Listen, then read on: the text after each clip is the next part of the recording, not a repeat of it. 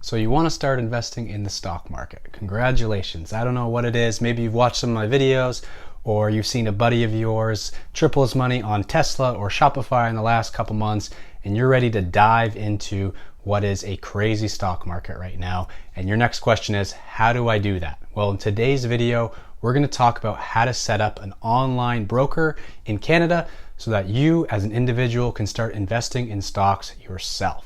So today we're going to look at how to do that, and we're going to look at two popular Canadian brokerages, Wealthsimple Trade and Questrade. We're going to compare the two and see which one might be best for you in your own investing. So I'm Nick from Nick's Taxes, and let's jump right into the video. So in order to invest in the stock market, you need a stock broker, and a broker is basically that middleman between you, your money, and the stocks that you want to buy. They're the ones that are going to actually get you those stocks or the ETFs or whatever it is that you want to buy on the stock market. So this is the account basically that you need in order to invest in stocks. And in Canada, there are a few popular options. A lot of the main banks work as brokerage as well, especially if you're in one of the big 5 banks. But that can get a little bit expensive, and I'll talk about using a big bank as a broker in another video. But the two main ones that are in Canada that are kind of targeting millennials and younger is Questrade and Wealthsimple Trade. And the reason why is because there's a little bit less fees, and we're going to talk about that. But to start, in order to invest in the stock market, you're going to need a few things, and one of them is a SIN number. Another thing is you're going to need some sort of bank account with money inside of it, obviously, a checking account, and this is going to be used to transfer your funds from your account into your stock trading account. So you're going to need something to link the two. And then also, it's preferable if you are a Canadian resident and have a Canadian address. I know for some brokerages, you cannot open up a brokerage here in Canada if you're a Canadian non-resident. So that's something that you might want to look into and talk to a tax professional about. Now, bear with me. Today I am filming using the front camera. So I'm kind of trying to look at the camera, but sometimes I gear off into the main screen and looking at myself. So I'm doing my best. I'm kind of got a new setup today, but let me know how I'm doing here. So, like I said, the two we're going to look at today are Questrade and Wealthsimple Trade. And these are the accounts that you're going to set up and you're going to use to invest in the stocks. So if you want to, pick your own stocks and invest at your own discretion, you're going to need one of these accounts to invest in. Another thing that you're going to want to look at is trying to figure out what kind of account you want to have as your brokerage account. Now in Canada, we have a couple different account types that you may be interested in opening up. We have a registered retirement savings plan, an RRSP. We have a tax-free savings account, a TFSA, and I've talked about those at length in other videos. And there's important guidelines, but also some really good benefits to those accounts. So those are worth knowing about. But if you just want a normal account, you can get a personal account, also known as a non-registered account. Now, the non-registered account, there's no tax advantages, there's nothing like that. It's a straight up buying and trading and selling brokerage account. While you're getting your account set up with whatever brokerage you want to use, it is important to understand or to know which kind of account you want to set up before you actually get things going, because you want to have a plan as to what you're going to do. That leads me to another thing. Once you start opening up your account, you're going to also want to have a plan of how much money you want to put into your account. Are you putting a large lump sum? Are you starting off small? Are you investing on a monthly basis, a weekly basis, a yearly basis? How often are you planning on making trades? A trade is when you either buy a stock or when you sell a stock. How often do you plan on doing that? Are you planning on just buying a couple shares and then sitting on it for 20 plus years? Or are you going to be trading like on a monthly basis? These are questions that you kind of want to figure out before you actually open it up, because those things may affect what kind of brokerage you want to go with and how you're trading, because certain brokerages have different fees, have different services that are going to benefit the style of investor that is investing with them. So like I said, we're looking at Questrade and Wealthsimple. Both are extremely popular right now in Canada. They benefit a lot of the younger generations that are looking at getting into investing. The awesome thing about both of these is that for the account types that we talked about, you can open up your TFSA, RRSP, and your non-registered personal account within either of these brokerages. From Questrade, you can also open up a couple other different accounts, like an RESP if you have kids and want to have a registered education savings plan. You can also open up a LIRA, a RIF, and a LIF within Questrade. If you don't know what those are, chances are you don't need to worry about those. But the main ones, TFSA, RRSP, and your personal non-registered, those are the main ones that you're going to see and that you're likely going to want to open up. And Wealthsimple and Questrade both offer those main accounts. Next question is, how much are you going to be investing into your brokerage account, and how much are you going to be trading with? This is important to know because while both have a low minimum balance, some don't. So with a bank, often there's a higher minimum balance that you need to actually open up your trading account, whereas Questrade, the minimum balance that you need to open up an account and to invest with is $1,000. But if you don't have that amount of money, you might want to look at Wealthsimple Trade. They are a brokerage account that does not have a minimum balance to invest. You can start with as little as you want, whereas Questrade, again, is $1,000 minimum balance. Next question I want to ask you guys is, how comfortable are you on your phone using your mobile device? Wealthsimple Trade is a trading platform that is solely on your mobile. So it runs on iOS and Android, and you run it completely through the app. Now, Questrade also has an app, but you're also able to access it via a website. So you can open it up on your desktop or laptop or whatever and access the website version, whereas Wealthsimple is only run via an app.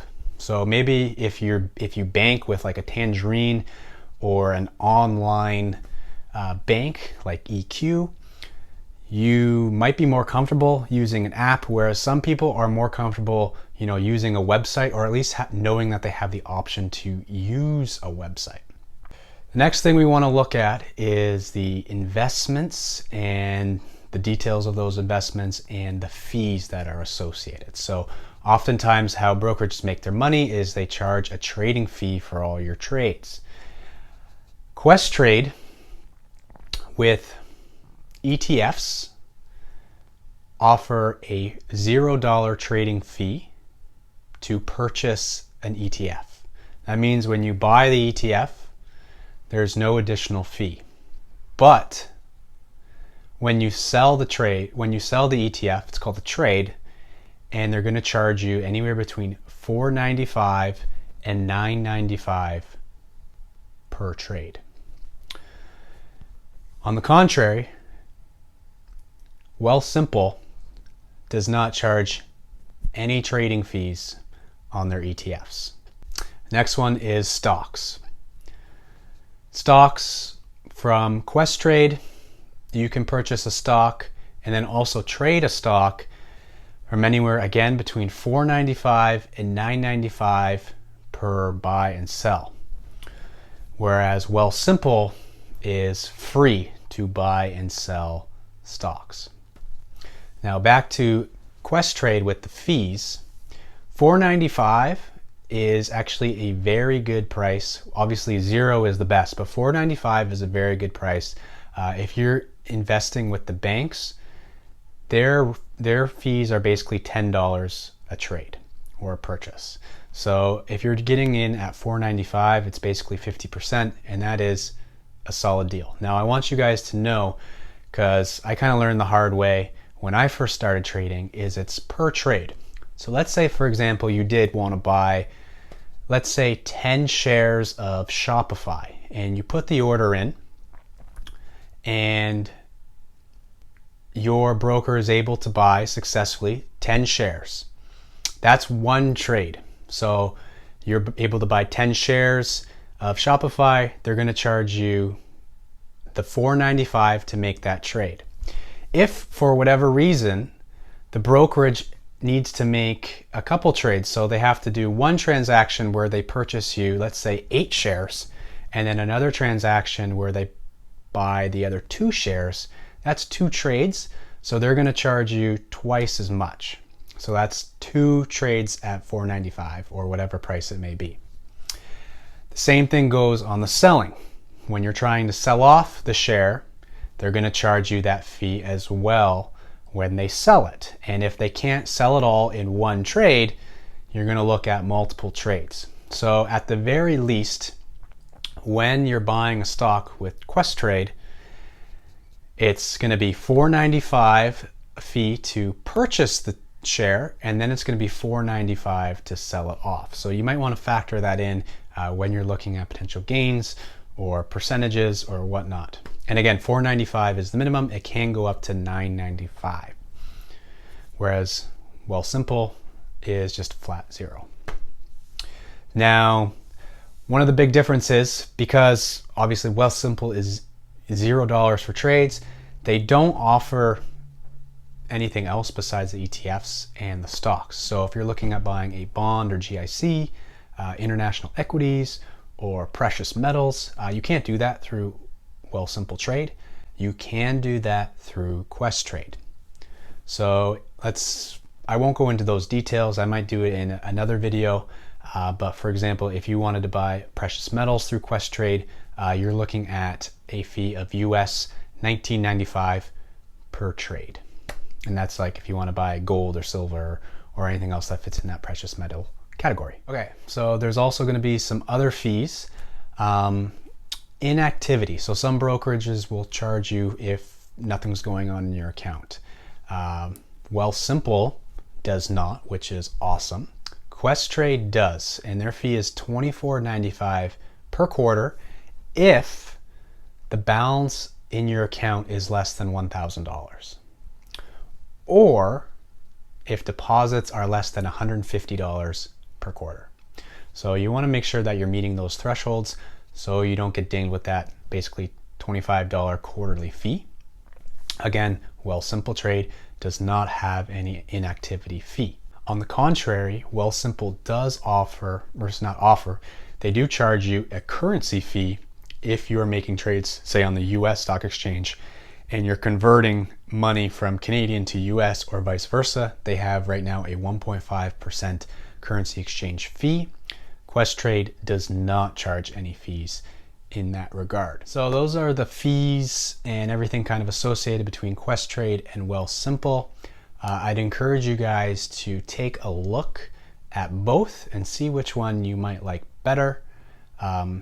Obviously with Wealthsimple, with the lower fees or the no fees, it does come with a few setbacks. For instance, you can only buy certain stocks and ETFs, and it's only a mobile version. Whereas Questrade, they do charge a little bit more in fees, but the service is a little bit more intuitive, and you can pretty much do anything that you want on the stock exchange.